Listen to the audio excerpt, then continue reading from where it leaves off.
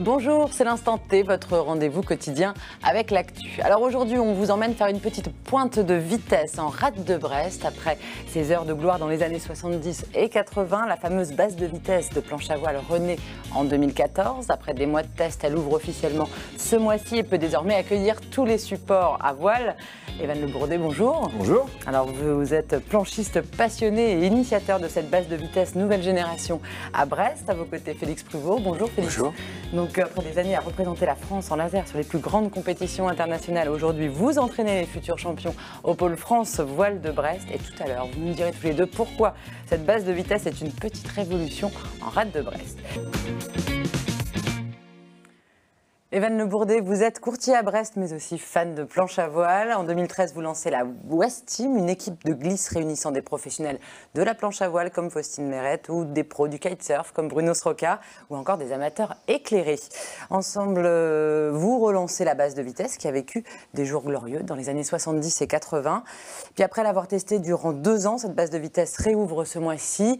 Elle n'est plus réservée à la planche et au kite donc, mais aux dériveurs aussi. Félix Pruvot, j'imagine que cette nouvelle est bien accueillie au pôle France, au pôle voile de Brest où vous entraînez les futurs champions en laser.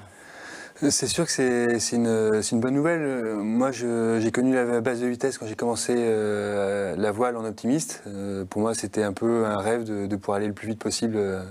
À cette époque, donc on va dire dans les années 80, elle existait encore, donc l'ancienne base de vitesse. Elle existait encore, donc j'ai commencé en 87 ou 88. Donc quand vous dites que vous en faisiez en optimiste, en fait, elle était quand même réservée aux planchistes à ce moment-là. Elle était réservée aux planchistes, par contre, on la voyait, elle était bien matérialisée avec des bouées.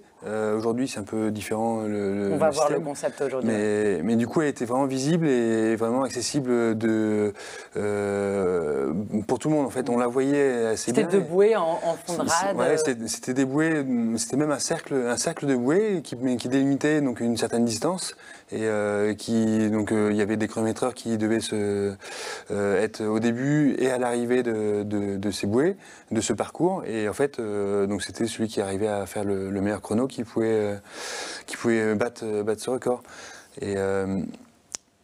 Et puis aujourd'hui, tout a changé, Evan, puisqu'on voit il y a des instruments qui sont... Il n'y a plus besoin de bouées et il n'y a plus besoin de chronométreurs sur l'eau. Expliquez-nous comment elle fonctionne, cette base de vitesse nouvelle génération. Tout ça est le fruit d'expérience, puisqu'on n'a pas réussi à trouver tout de suite la bonne formule. Ouais. Effectivement, vous l'avez souligné, la West Team a entrepris à l'époque de relancer cette base de vitesse. Moi, c'est quelque chose que je n'ai pas connu, contrairement à Félix. Donc, je n'ai pas cette culture base de vitesse. Je suis rennais d'origine et j'ai épousé une brestoise. Donc, voilà, c'est quelque chose qui m'est inconnu. Et j'ai appris ce que ça voulait dire dans les yeux des gens, dans les regards, quand j'échangeais justement. Elle était attendue en fait, cette nouvelle base de vitesse. Inconsciemment, oui, par tout le monde. Tout le monde voulait plus ou moins la relancer, sans forcément arriver à fédérer, etc. Ce qui n'a pas été une tâche facile, ce qui sera une tâche à faire perdurer aussi dans le temps. Quand je dis fédérer, ça va être fédérer finalement tout le petit monde qui se retrouve sur la rade de Brest, que ce soit les jeunes, les moins jeunes.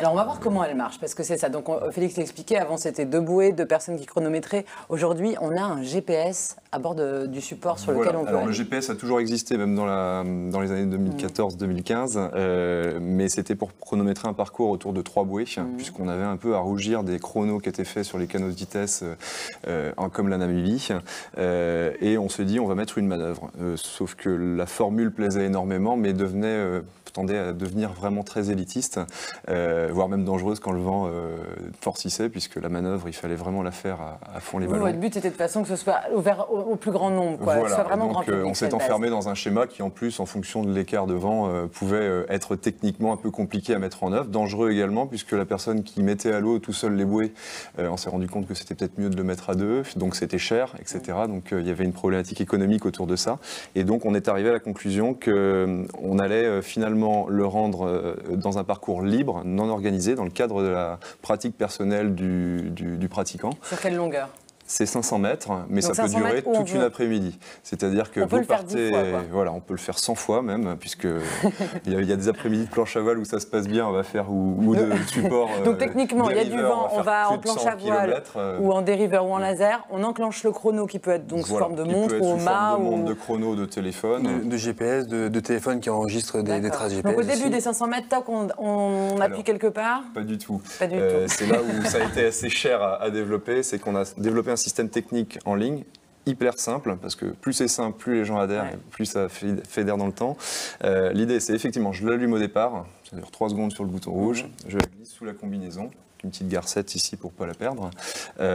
Et puis à la fin de la session, ma foi, je l'éteins. Donc une fois qu'on a fait nos 100 runs, on même rentre... 100 km, il y a des après-midi où ça peut aller là-dessus. Effectivement, je me branche sur le système après avoir inscrit mon nom dans l'interface. Et automatiquement, selon le support, selon éventuellement la catégorie de poids, parce qu'il y a des catégories de poids maintenant en planche, ça c'est le parrain de l'événement, Patrice Belbéoc, qui avait soumis cette idée, et je pense qu'il a raison. Puisque... Oui, car tout peut changer selon le poids, évidemment. Voilà. Plus de 90 Et donc là, kilos, ça sélectionne le meilleur temps de la session. Voilà, automatiquement, et ça sélectionne le meilleur tronçon sur 500 mètres qui apparaît automatiquement sur un fond de carte satellite. Et on sait exactement quelle vitesse moyenne sur 500 mètres a été faite. Donc c'est tout simple. Voilà, c'est tout simple, c'est lisible. On a bien compris comment ça marche. Ce qu'on a envie de voir, c'est ce beau terrain de jeu qu'est la rade. Regardez.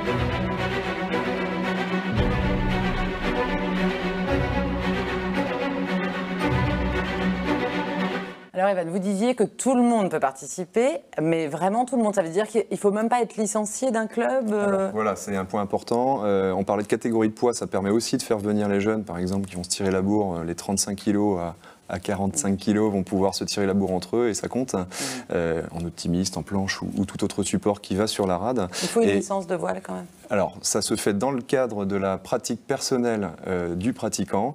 La base de vitesse n'est juste qu'un accessoire pour mesurer de manière accessoire le temps et classer les gens selon un règlement qui est bien défini sur le site. En revanche, c'est soit dans le cadre de la pratique fédérale, en compétition, en entraînement, ou en pratique amateur-loisir, peu importe, j'ai envie de dire le support, du moment qu'on est le GPS, on est capable d'extraire une trace. J'en veux pour preuve qu'on est en train de réfléchir pour le Grand Prix de l'École navale. Il va y avoir plus de 30 Diam 24 à parader et à faire la course en rade de Brest. Donc les Diam 24, ces petits bateaux très performants qui font partie du Tour de France à la voile. Des trimarans. Donc la première édition où Félix va devenir donc, le skipper en 2016 de Parce que la West Team a donc un Diam... Alors voilà, la West Team promotionne, puisqu'elle a évolué après la West Team V1, comme vous avez pu l'évoquer tout à l'heure, elle a évolué vers le Diam 24. Et donc, un petit mot d'ailleurs, Félix, peut-être sur ce support. Donc, ce support qui va pouvoir participer à la base de vitesse et puis qui fait partie, donc qui est promu par la West Team, et donc vous allez vous occuper.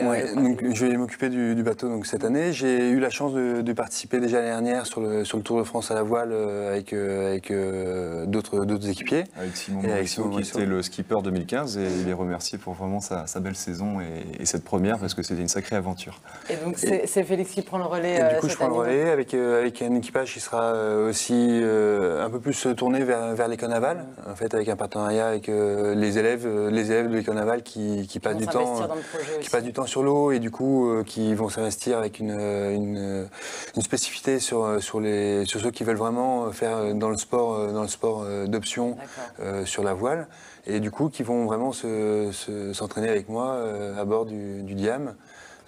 Donc une belle saison qui s'annonce pour le Diam 24 encore. Vous, Félix, pour en revenir un peu à votre rôle d'entraîneur au Pôle France Voile de Brest, donc vous entraînez en laser les jeunes, comment vous allez vous en servir de cette base de vitesse? Vous allez vous équiper déjà au pôle de GPS, j'imagine?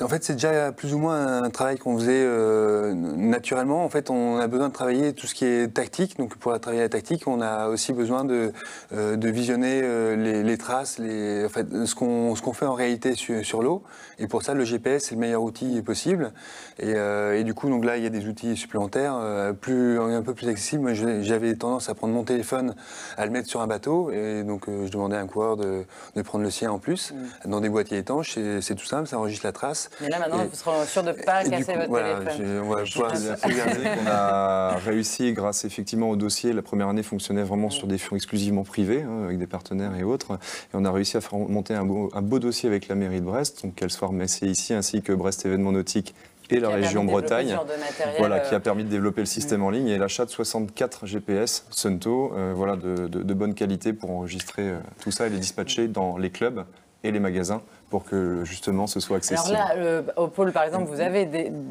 acquérir des GPS. Donc on va acquérir des GPS. Gratuitement. Donc, du coup, l'avantage c'est qu'on peut travailler au niveau tactique et ça va aussi permettre de faire un petit challenge entre les coureurs pour essayer d'obtenir la vitesse max. Ouais.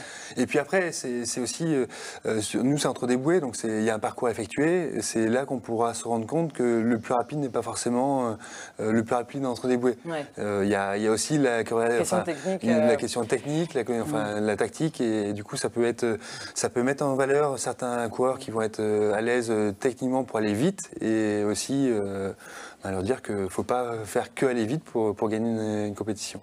On va voir un petit mot parce qu'il ne nous reste plus beaucoup de temps. Le record mondial en voile légère, c'est 65 nœuds, 120 km/h. C'est en Vestacel Rocket, un prototype à foil en Namibie. On va voir l'image.